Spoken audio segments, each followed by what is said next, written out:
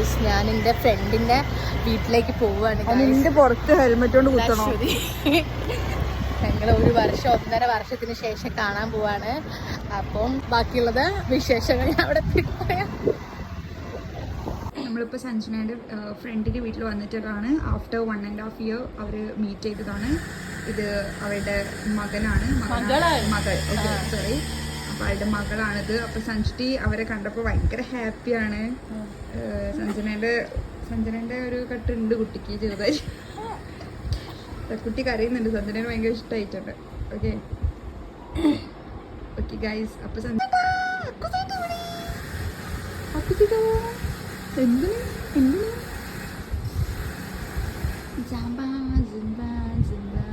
തലക്കുത്തെടുക്കണം.